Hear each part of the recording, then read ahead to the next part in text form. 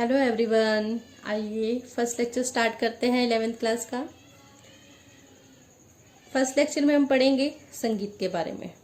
आप म्यूज़िक के स्टूडेंट हो, संगीत के, तो आपको पता होना चाहिए कि हम संगीत कहते किसको हैं, क्या है ये संगीत। तो हम सिंपल साधारण शब्दों में बात करें तो वो ये है कि जब मनुष्य अपने भावों को सुर और लय के माध्यम से प्रकट कर दे तो वो आपका संगीत बन जाता है। संगीत शब्द बना कैसे? सम प्लस गीत, इन दो शब्दों के मिल से संगीत बना।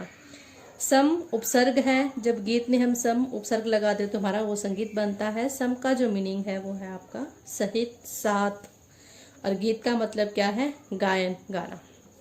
संगीत में आपकी तीन कलाएं हैं, गायन, वादन और नृत्य। जब इन तीनों कलाओं का समावेश होगा तो वो आपका क्या बन जाएगा? संगीत। आइए आप पढ़ते हैं फर्स्ट क्वेश्चन।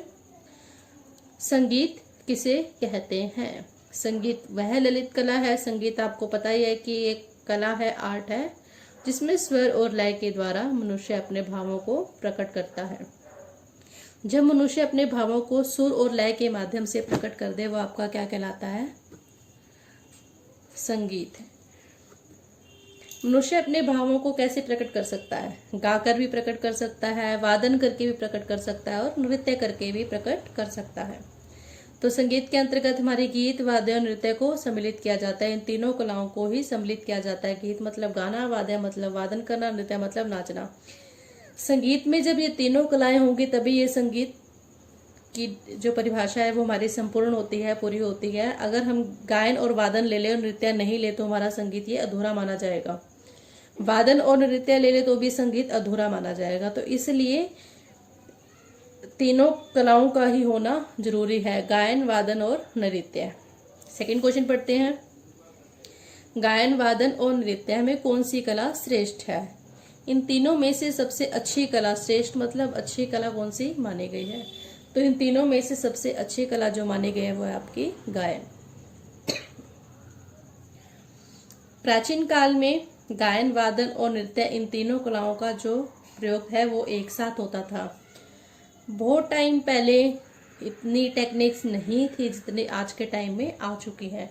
इन तीनों कलाओं का जो प्रयोग एक साथ होता था क्योंकि उस टाइम कोई ऐसी टेक्निक नहीं थी, रिकॉर्ड कर लिया या कुछ भी, तो गाने वाला गाना गाता था, साथ ही उसके वादन जो पीछे इंस्ट्रूमेंट बजाने वाले थे वो साथ इंस्ट्रूमेंट बजाते थे, और साथ में ही नृत्य होता था। मतलब इन तीनों जो कलाएं हैं वो एक साथ ही इनका प्रयोग किया जाता था। जबकि आज के टाइम में हम बात करें तो काफ़ी टेक्निक्स आ चुकी हैं, बहुत कुछ रिकॉर्ड कर लिया जाता है।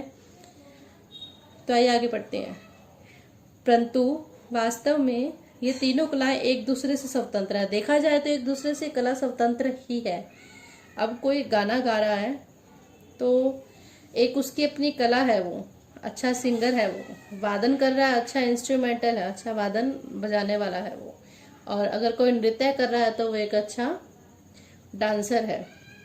तो मतलब एक तीनों कलाएं अपने आप में एक स्वतंत्र है। जरूरी नहीं है कि एक पर्सन जो अच्छा गा रहा है, सिंगिंग कर रहा है, सिंगर है, वो एक उतना ही अच्छा इंस्ट्रूमेंट को प्ले कर ले, या फिर इंस्ट्रूमेंट प्ले करने वाला एक अच्छा नृत्य कर ले या डांस कर ले। तो ये तीनों कलाएं अपने आप में एक अलग है।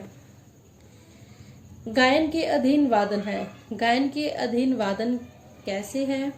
जब कोई सिंगर है वो गाना गा रहा है तो अगर उसके पीछे उसके साथ मतलब इंस्ट्रूमेंट नहीं बजे तो वो गाना इतना आनंददायक नहीं होगा जितना उसका गाना इंस्ट्रूमेंट के साथ, वादन के साथ निखर के आएगा। इसी तरीके से वादन के अधीन नृत्य। अगर हम नृत्य की बात करें, कोई नृत्य करने वाला पर्सन, नृत्यकार है जो नृत्य कर रहा है, अगर कोई भी वादन पीछे नहीं बज रहा तो उसका नृत्य इतना निखर के नहीं आएगा, वो उसके पैर कह लो इतने नहीं उठ पाएंगे नृत्य करने के लिए। तो तीनों कलाएं हैं जो एक दूसरे से जुड़ी हुई हैं, एक दूसरे के अधीन है।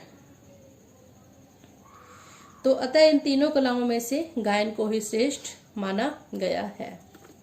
नेक्स्ट क्वेश्चन पढ़ते हैं। संगीत की आधुनिक अवधारणा का वर्णन करो। कि संगीत के बारे में आधुनिक मतलब आज के टाइम में क्या विचार है, क्या कहा गया है। आधुनिक काल के जो आपके दो ग्रंथकार हैं, विष्णु नारायण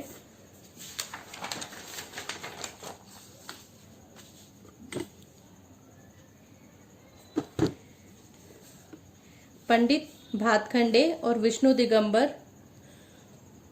गायन वादन और नृत्य इन कलाओं को संगीत के अंतर्गत इन्होंने माना है।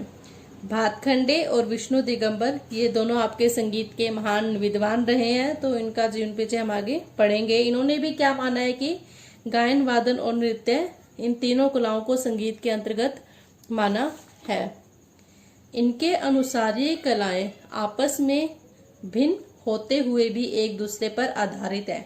कैसे कि तीनों कलाएं आपस में अलग अलग हैं। गाना एक अलग कला है, वादन करना एक अलग कला है और नृत्य करना एक अलग कला है, लेकिन फिर भी एक दूसरे से जुड़ी हुई हैं। ये आपको पहले ही बता दिया कैसे। ये तीनों कलाएं एक दूसरे की सहायता से ही प्रभावशाली बनती हैं। अतः आधुनिक अवधारणा के अनुसार गायन वादन और नृत्य के मिलन से ही संगीत बनता है। तो आधुनिक अवधारणा में भी यही कहा गया कि जो संगीत है वो क्या है, गायन वादन और नृत्य का मिलन, यानी कि सम्मिलित रूप कह लो या फिर समावेश